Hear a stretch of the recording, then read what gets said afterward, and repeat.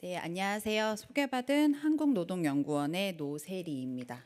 첫 번째 발표에 이어서 저는 이제 첫 번째 발표에서는 AI가 고용의 양이라고 하는데 그걸 지금 산업별, 뭐 성별, 그리고 그걸 전통적 AI, 생성형 AI 다양한 영향을 보셨다면 저는 이 인공지능이라고 하는 이 아이가 잡 퀄리티라고 하는 우리의 사실은 좀 더 중요한 문제라고 저는 보는데요. 이 일을 어떻게 변화시키고 그로 인해서 우리가 생각하는 경험을 좀 어떻게 변화시키는지에 관해서 말씀을 좀 드리고자 합니다. 어떠세요? 여기 계시는 분들은 인공지능 많이 쓰십니까? 생성형 AI 다양한 툴이 있어요. 저는 한 3개 정도 쓰는데요. 저는 사실 굉장히 많은 도움을 얻고 있는 것 같습니다. 그래서 평소에 저를 기준으로 사실은 제 주위 분들도 사용하지 않을까 이렇게 생각을 합니다. 근데 앞 뒤에서도 말씀드리겠지만 사용의 경향은 굉장히 좀 차이가 나는 것 같아요. 근데 이런 경향이 우리나라 기업에서도 확인이 됩니다. 한국의 기업의 AI 도입률은 생각하는 것만큼 높지 않습니다. 작년에 올해 계속해서 조사를 하고 있는데요. 저희가 보통 이제 이렇게 조사를 하면 그 안에 무슨 일이 일어나는지가 궁금하기 때문에 활용을 하고 있는 기업들을 열심히 찾아요. 굉장히 사실은 조사하는 게 쉽지 않습니다. 이게 이제 저희가 정부에서 하고 있는 정부의 이제 산하 기관에서 하는 그런 좀 종합적인 수치인데요. 23년부터 보면 굉장히 숫자가 약소하죠. 6.3%, 24년도에 조금 나아졌지만 9.9%입니다. 아마 올해 좀 더 나아졌겠으나 지금 사실은 현재는 저 정도 수준이겠거니라는 생각이 듭니다. 근데 저는 다음 얘기가 좀 더 중요하다고 생각을 합니다. 그래서 저는 이제 설문할 때 물어봅니다. 그러면은 AI를 기업에 쓰기 위해서 어느 정도 투자하십니까? 이렇게 물어보면 매출액의 5% 정도 그 이하 수준으로 투자한다라고 얘기하십니다. 이 매출액의 5%이기 때문에 작은 수준은 아닙니다. 근데 더 사실은 다음 결과가 좀 더 주목해야 되는 결과입니다. 그럼 향후 앞으로 5년간 AI 투자를 얼마나 늘리시겠습니까? 라고 물어봤을 때 지금 하는 것만큼 계속적으로 투자하겠다고 이야기하십니다. 알고 계신 것처럼 이 기술은 오늘 다르고 내일 다릅니다. 그리고 굉장히 이 기술로 돈을 벌 수 있다는 것이 전 세계적으로 확산되어서 너도 나도 뛰어듭니다. 근데 한국의 기업들의 입장은 저는 이 수치를 보고도 인터뷰를 해봐도 여전히 약간 막 좀 사실은 다른 기업에서 움직이니까 움직여야 되겠지만 이게 이 정도로 하는 게 맞을까라는 좀 사실은 계속 이 대화를 하고 있는 저 머릿속 전편면에 물음표가 계속 떠 있습니다. 그게 좀 이 결과가 좀 그런 현상들을 보여주고 있는 것이 아닌가라는 생각이 듭니다. 근로자 얘기로 좀 넘어가 보겠습니다. 근로자의 3명 중에 1명은 뭐 하루에 한두 번 정도 AI를 사용한다라고 이야기를 합니다. 그리고 또 그 반대편에 있는 유사한 숫자는 한 주를 기준으로 한두 번 정도 사용한다고 이야기를 합니다. 이게 의미하는 바가 뭐냐? 굉장히 사실은 사용의 경향의 편차가 크다라는 것입니다. 어느 사실은 한 딱 경향에 좀 저희가 근로자들이 사용을 하는 것이 좀 이렇게 확인되지는 않는다는 이야기입니다. 근데 이 이유가 뭘까 생각을 해보면 여전히 기업 내에서 여러분들 사실은 뭐 집에서 삶에서 다양한 분야에서 생성형 AI 사용할 수 있지만 일을 하는 시점에서 본다면 이 AI는 개인의 선택입니다. 그래서 한 부서에서 동일한 일을 하지만 AI를 사용해서 일을 하는 사람과 그렇지 않은 사람이 확연하게 나뉩니다. 근데 이건 사실은 기업의 입장도 영향을 줍니다. 업에 따라 다르기는 하지만 그래도 기업은 보안이라는 것이 중요하기 때문에 이 일반적으로 만들어진 생성형 AI를 사용하기는 쉽지는 않습니다. 그래서 자체적으로 그 데이터를 축적하여서 그걸 모델화하고 학습을 시켜서 많이 구축을 해서 사용을 합니다. 근데 요러는 기업도 있지만 반면 그렇지 않은 기업이 대다수입니다. 하지만 이렇게 이야기는 합니다. 괜찮은 것 같은데 한번 다들 열심히 써봐. 근데 여기에 대해 사실은 이걸 사용하는 비용이라든지 도구라든지 이런 것들을 사실 적극적으로 사실은 좀 제공을 하지 않습니다. 그런 것들이 좀 사실은 이 결과에서 보여지는 근로자들의 좀 활용 경향의 차이에도 영향을 주고 있는 것이 아닌가라는 생각이 듭니다. 그럼 본격적으로 일에 어떤 영향을 주는지 좀 이야기를 드리겠습니다. 한국에서 지금까지의 연구 결과상 그리고 저희 보고서에도 그런데요. AI로 인해서 인공지능으로 인해서 업무가 완전히 대체됐다. 이 업무에 다니는 직무입니다. 이렇게 확인된 사례는 사실 쉽게 찾을 수 없습니다. 그래서 이 수치상에서 보시면 완전히 대체됐어라고 응답을 한 기업은 8.4%밖에 사실 확인되지 않습니다. 그 외에 다른 기업은 부분적으로 한 직무 중에 그를 구성하는 과업들의 일부가, 그리고 그 수준은 뒤에 다음 발표에서 얘기할 텐데 10% 정도라고 이야기를 합니다. 이 수준이 참 굉장히 묘한데요. 작년에도 올해도 계속해서 동일한 질문을 드려보아도 이 수준이 계속 확인이 됩니다. 그리고 또 하나 주목한 결과는 AI를 쓰니 기존에 없던 새로운 일이 생겨났어 라고 하는 기업의 응답률도 35% 정도 확인이 됩니다. 그래서 이런 것들을 종합해서 보면 단순히 저희가 예상하는 것처럼 인공지능이 그냥 근로자가 하는 일을 그대로 대체하고 있지는 않을 수 있다라는 것을 좀 보여주는 결과라고 봅니다. 그럼 지금까지 수치를 말씀드렸다면 이런 것들이 그러면 실제 예를 통해서 좀 말씀을 드리면 좀 더 이해가 쉬울 거라는 생각이 듭니다. 그림을 보고 유추가 좀 되십니까? 저 첫 번째 그림은 제가 다 AI로 써서 그린 건데요. 변호사는 아닙니다. 그런데 큰 로펌 회사에서 변호사만큼 굉장히 사실은 많은 일을 하고 있는 부분인데요. 분쟁을 어쨌든 해결하는 좀 그런 일을 하는 분입니다. 이분들이 일을 하는데 AI를 사용합니다. 가장 많이 사용하는 부분은 외국어 번역 부분입니다. 그리고 무언가를 검색하고 문서를 찾는 이런 것들, 그리고 이거에서 더 나아가서 이것들을 요약하고 이걸 토대로 초안을 작성하는 이런 일들을 합니다. 그래서 이분들이 AI를 써서 내가 하는 전체 직무 중에 10개 중에 한 2개 정도 AI 도움을 받고 있는 것 같다라고 이야기를 하십니다. 저희가 얘기하는 것처럼 사실은 뭔가 되게 전면적으로 자신의 일을 대체하고 있지는 않는 거죠. 두 번째는 제조 현장으로 넘어가 보도록 하겠습니다. 제조 현장에서는 주로 인공지능을 품질 검사, 그리고 이 장치와 설비의 유지 보수라고 하죠. 요 부분에 굉장히 많이 사용을 하고 있습니다. 업에 관계없이 보편적으로 사용하고 있다고 보시면 됩니다.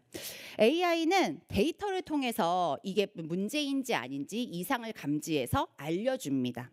근데 저희가 상상을 쭉 해보면 감지해서 알려주면 사실 AI가 스스로 기계도 멈춰야 되고요. 고장도 사실 뭔가 이상이 된 부분도 픽스해야 됩니다. 근데 이런 일이 현재는 일어나고 있지는 않습니다. 이것이 사실은 좀 업의 특성일 수도 있고요. 그 기술에 대한 사실은 근로자의 태도일 수 있겠으나 현재 벌어진 일들은 예전에 근로자가 사실은 좀 감에 의해서 판단했던 부분을 AI를 통해서 판단의 근거를 받고 있고, 이를 통해 사람이 의사결정을 하여서 기계를 멈추거나 혹은 고치거나 이런 행위들이 좀 일어나고 있다고 볼 수 있습니다.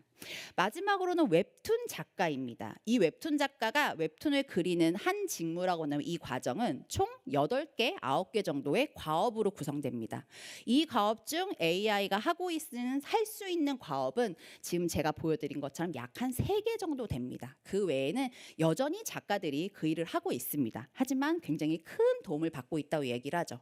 그래서 종합적으로 보면 앞서 말씀드린 것처럼 AI는 사실 한 직무 중에 몇몇 과업들을 수행을 하고 있습니다. 그래서 근로자들은 이전보다 AI 툴을 사용해서 좀 더 정확하고 빠르고 소위 말해 고퀄리티의 서비스와 제품들을 만들어내고 있다라고 이야기를 합니다. 그리고 제가 앞서 새로운 직무를 생긴다고 기업들이 좀 응답했다고도 말씀드렸는데요. 이것들이 뭔가 한 산업마다 부르는 이름은 다를 수 있지만 AI 운영자라고 하는 새로운 직무가 생겨나고 있습니다. 근데 이 이야기를 기업에 드리니 그 일도 조금 있으면 머지않으면 필요 없어질 거예요 라고 이야기하시더라고요. 근데 현재까지는 이렇게 기업들을 만나서 이야기를 해보면 이 운영자라고 하는 역할이 한동안은 꽤 중요할 것이라고 이야기를 합니다. 이들이 하는 일은 기본적으로 3가지입니다. 필요한 데이터, 즉 학습시킬 데이터를 찾고요. 그것을 정제하는 작업을 합니다. 그리고 또 하나는 모델링을 합니다. 그리고 또 하나 이 모델이 계속해서 똘똘한 판단을 내릴 수 있도록 이를 학습합니다. 예전엔 IT 부서에서 사실은 하던 일이에요. 근데 지금의 IT 부서에서 하던 일을 현업에서 하고 있고, 그래서 이 직무를 하는 사람들을 현업에서 AI 운영자라고 부르고 있다고 보시면 됩니다. 이것이 대표적으로 기업에서 이야기하는 새로운 직무라고 볼 수 있습니다.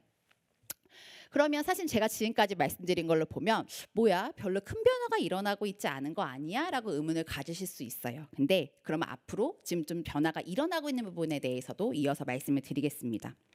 이 인공지능을 사용해서 사실은 기술에 요구되는 기술의 수준과 종류가 변화하고 있다는 점은 명확하게 포착이 됩니다. 제가 요구되는 기술의 종류와 그리고 기술의 종류가 다르지 않지만 여러분들이 모두 다 가지고 계시지만 그 요구되는 수준이 다르다는 얘기를 좀 말씀을 드리려고 하는데요. 보시는 것처럼 이 설문조사 결과에 따르면 AI를 활용을 해서 업무 수행에 필요한 이전과는 사실은 필요하지 않았던 다른 기술들이 필요해라는 이야기를 합니다. 그리고 또 하나는 이전엔 이 기술이 있었는데 이거보단 좀 더 높은 기술을 요구하고 있어라고 응답을 합니다. 대표적으로 아까 말씀드린 AI 운영자처럼 기존의 품질 관리자 혹은 설비 유지 보수자들이 이런 능력을 필요로 하지 않았죠. 데이터를 분석하고 해석하는 능력, 그리고 이 알고리즘을 학습하는 능력 필요하지 않았죠. 근데 이것들이 새롭게 요구되고 있는 기술입니다. 그리고 기존엔 있었지만 좀 더 사실은 고숙련을 요구하는 것들이 여러분들 모두 다 가지고 계신 창의성, 혁신성, 그리고 또 하나는 커뮤니케이션 스킬입니다. 이 부분들이 사실은 한편으로는 이게 왜 이렇게 중요해져? 라고 사실은 생각하실 수 있어요. 근데 그 이야기를 좀 이어가도록 하겠습니다. 조사를 해봤더니 AI를 쓰니까 의사소통의 빈도가 높아진다라고 합니다. 세 개로 분류해서 물어봤습니다. 팀원 간, 팀 간, 그리고 한 팀에서 나의 리더와 의사소통을 해야 되는 빈도수가 증가하고 있다고 이야기를 합니다. 이게 왜 이런 결과가 나올까 너무 고민스러웠고, 그리고 사실은 왜냐면 굉장히 AI를 쓰면 단독으로 할 수 있는 일이 많아지거든요. 그래서 단독 에이전트가 더 많아질 것이다 이야기를 하는데 실제 지금 기업에서 벌어지고 있는 일은 사실은 그렇지 않다는 게 굉장히 의문스러웠습니다. 그래서 이런 것들을 좀 사례와 함께 찾아보면서 이야기를 좀 풀어가는데요. 그때 이런 모습이 좀 확인이 됩니다. 기본적으로 AI는 우리 선생님들이 사용을 하시면 데이터를 분석해서요 의사결정을 할 수 있는 굉장히 무수한 옵션을 제공을 합니다. 이 옵션을 가지고 개인적으로 단독해서 의사결정을 내릴 수 있긴 하지만 이 결과물이 이전과 달리 사실은 이 결과물을 가지고 좀 더 협의해야 되고 논의해야 되고 기존에 일하던 방식을 바꿔야 되는 굉장히 사실은 다른 일거리들을 만들고 있다라는 것입니다. 그리고 이것이 이루어지는 과정은 굉장히 사실은 기술적이라고 볼 수도 있지만 이 행간의 의미를 읽어야 되고 제스처라는 것도 있기 때문에 그런 것들을 좀 감정적으로 사실은 그런 좀 고숙련도 요하는 이런 사회적 기술이 굉장히 사실은 이 과정에서 좀 중요해지고 있다라고 하는 것을 좀 말씀을 드리고 싶었습니다. 그러면 이런 일경험에 영향을 미치는 것을 더 나아가서 그렇다면 여러분들이 느끼시는 근로 생활의 질에는 어떤 영향을 미치는지 좀 말씀드리겠습니다. 결론적으로 말씀드리면 굉장히 미치는 영향이 복합적이라고 볼 수 있습니다. 임금 얘기는 앞서 첫 번째 발제에서도 들으셨습니다. 임금에 대한 영향력은 사실은 몇 년 전 선행 연구에 가면 유의미한 영향이 없다라고도 이야기를 합니다. 근데 최근에 OECD에서 발간하는 보고서에 따르면 앞서도 들으셨겠지만 사실은 고소득, 고숙련 계층의 임금을 올리고 있다고 이야기를 하고 이런 현상은 한국에서도 확인이 됩니다. 그 이유에 대해서도 첫 번째 발제자가 이야기를 하였는데요. 분명 그 일은 누군가 해야 되지만 공급이 사실은 많지 않기 때문에 임금이 올라갈 수 있는 가능성, 이런 가능성도 충분히 가지고 있습니다. 하지만 앞서서 반복돼서 말씀드리지만 모든 사람의 사실은 임금이 올라가는 것은 아니죠. 이러한 경향이 확인이 됩니다. 그리고 AI를 쓰면 업무 생산성도 높아지고요. 성과도 올라갑니다. 굉장히 흥미로운 것이 이 그래프에 나오는데요. 기업과 근로자 모두 다 업무 성과도 올라가고 생산성도 올라간다고 이야기를 하고요. 특히 이 응답은 근로자들이 좀 더 생산성도 성과도 올라간다라고 이야기를 합니다. 굉장히 전 사실 굉장히 흥미로운 결과라고 생각을 했어요. 근데 그에 반해 저 맨 위에 있는 바입니다. 직업 만족도 부분에 대해서 말씀을 드리고 싶습니다. 직업 만족도는 사실은 다른 수치처럼 긍정적으로 보고를 합니다. 근데 업무 성과나 생산성만큼 긍정적으로 평가하고 있지 않고요. 그리고 기업보다는 근로자가 사실은 직무 만족도가 그렇게 긍정적이지 않아라고 응답을 합니다. 굉장히 사실은 고민스러운 부분이라는 생각이 듭니다. 그래서 이게 왜 이렇게 직무 만족도가 높게 확인되지 않지라고 하는 것을 좀 확인을 해보았습니다. AI는 분명 효율성을 높인다라는 것은 단호하게 사실은 말씀드릴 수 있습니다. 근데 근로자 웰빙이라고 하는 측면에 미치는 영향은 여전히 사실은 좀 불분명합니다. 이 그림은 두 가지를 물어보았습니다. 육체적 노동 강도 부분에 대한 영향과 그리고 정신적 스트레스에 대해서 AI가 어떤 영향을 주는지 물어봤고요. 질문은 이렇습니다. 인공지능을 쓰니 이 육체적 노동 강도가 감소에 도움이 된다고 느끼세요? 71%가 동의하지 않습니다. 라고 응답을 합니다. 두 번째, AI를 써서 정신적 스트레스가 좀 감소되십니까? 라고 물어봤을 때 아니요, 56%가 동의하지 않습니다라고 응답을 합니다. 이게 왜 그럴까 사실은 굉장히 고민스러웠고 이 또한 좀 사례를 통해서 알아보았는데요. 아시는 것처럼 AI는 지적 노동을 수행합니다. 굉장히 사실은 내가 하고 있는 인지적 판단 부분에 많은 도움을 주죠. 근데 이것이 결국에는 근로자로 하여금 이전보다 좀 더 사실 노동 과정에 많은 노력을 투입하게 합니다. 이런 과정이 사실은 반복되다 보니 육체적 노동 강도도 그렇고 정신적 스트레스도 낮아지진 않는 것입니다. 그리고 또 하나는 사실은 이 첫 번째 해석을 많이들 하십니다. 이게 AI 기술이라고 하는 것이 아직 많이 발달하지 않아서 그래라고 사실은 이렇게 해석을 하시는 분도 계십니다. 근데 저는 이게 진짜였으면 좋겠습니다. 그래서 몇 년 안에 많이 기술이 사실은 발달하고 상용화가 돼서 진짜 일하는 사람들의 스트레스도 좀 낮아지고 육체 강도도 좀 낮아지는 방향으로 사실은 좀 기술이 설계되면 좋지 않을까라는 생각을 합니다. 그런데 이런 생각을 하지만 기대만큼 현실에 벌어지고 있는 상황은 좀 다른 것 같습니다. 그래서 이 지금까지 말씀드렸던 것을 토대로 한 두 가지 좀 정책적인 이야기를 해보고자 합니다. AI 도입이 아시는 것처럼 여러분들도 많이 사용하시고요. 기업들도 많이 사용하고자 합니다. 근데 이 기술이 개발이 되고 도입이 되고 활용이 되는 과정에서 보면 굉장히 기술 중심적으로 이것이 흘러갑니다. 이 과정에 노동자의 보이스라든지 노동자의 요구라든지 이런 것들을 긴밀하게 사실은 협력해서 그것들을 파악하여서 잘 오가나이즈 하여서 기술이 개발된다라는 경향은 사실 쉽게 확인이 되지 않습니다. 이는 개발자들과 이야기를 해보면 사실 굉장히 좀 한편으로는 당황스럽고 좀 그런 결과인데요. 내가 이걸 통해서 돈을 벌 수 있게 해주는데 뭐가 문제이지요라고 이야기를 하시는 개발자들도 있으세요. 굉장히 사실은 우려스러운 상황이죠. 근데 실제 우리가 오늘 얘기하는 주제인 AI는 사람에게 일을 하는 사람에게 영향을 주는 기술이기 때문에 사실은 이 얘기를 유럽에서는 오래전부터 처음부터 해왔습니다.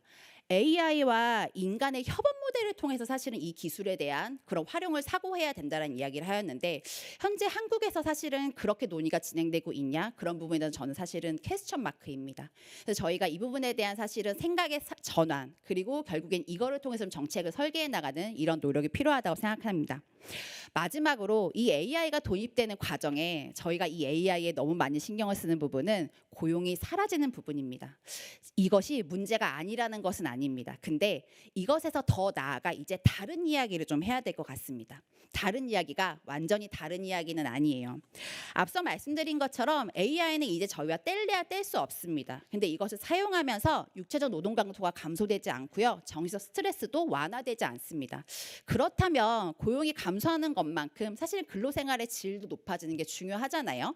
그렇기 때문에 이게 대체 무슨 문제인 건지 어느 정도의 사실은 문제가 발생하고 있는 건지 이 부분들을 잘 케어하기 위해서는 우리가 어떠한 정책적 노력이 필요한지 이 부분에 대해서도 이제 좀 저희가 관심을 가져야 되는 것이 아닌가 생각을 합니다.